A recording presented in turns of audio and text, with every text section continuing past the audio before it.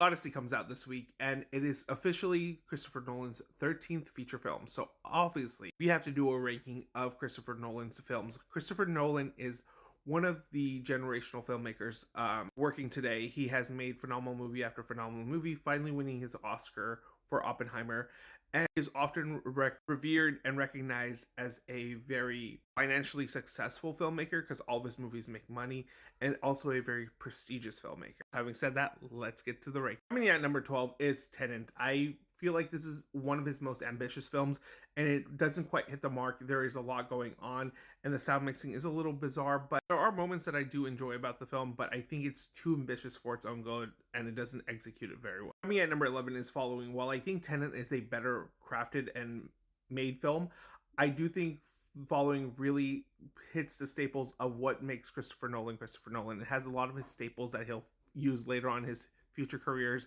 I hint at him making Batman.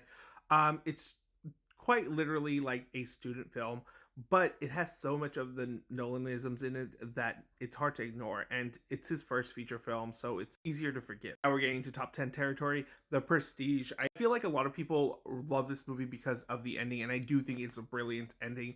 And the rest of the movie is crafted well enough, but I think it is a very ambitious movie that doesn't always hit the mark and isn't always super engaging. But you get a stellar performance from Christian Bale and Hugh Jackman, and their rivalry is very interesting to watch. Coming at number 9 is Batman Begins. This is a fine and really well made origin story for the Batman character. It is a very long film, though, I think, but it does set up the groundworks for what ultimately launches Christopher Nolan into the stratosphere. It's a miracle that The Dark Knight was made with so many plans that had to be changed after Heath Ledger's death, and it's a fine film. It is well made. It's well crafted. I think the acting, the performances are all good. Tom Hardy is really hard to understand.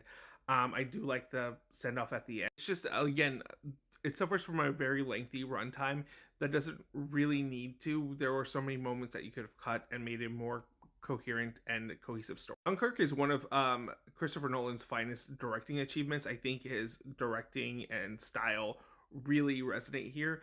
I do like Harry Styles' performance in here. It really shows that he has acting chops.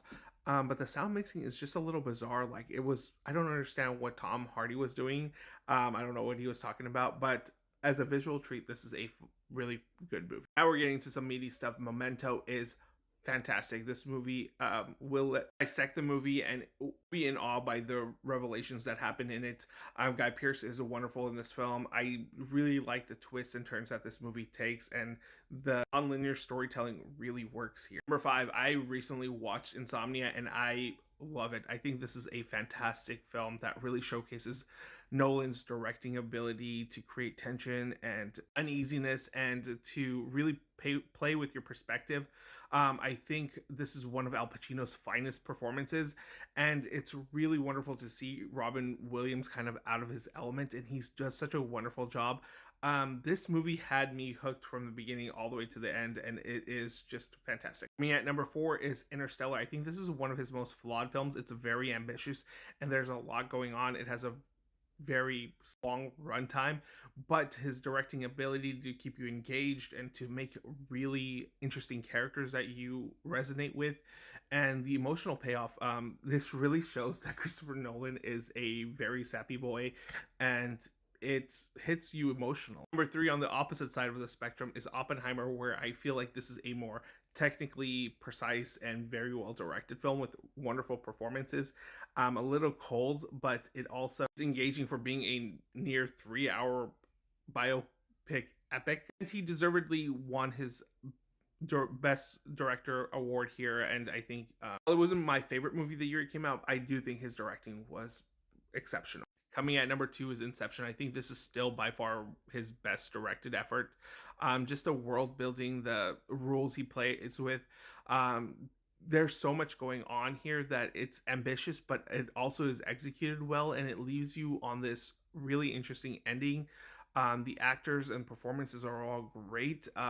It's a movie that's really engaging. It's fun. It has like spy elements. There's a whole lot going on, but it is well executed and crafted, and this really showcased why Nolan is the master of the summer blockbuster. And to no one's surprise, my number 1 favorite is The Dark Knight. I don't see myself as a Nolan fanboy or as a film bro, but the filmmaking here is bar none. Like, he gets excellent performances. The film itself is engaging. The directing, the action sequences, the morality play here, everything is just so exceptional, and it just shows you why Nolan is a master of filmmaking.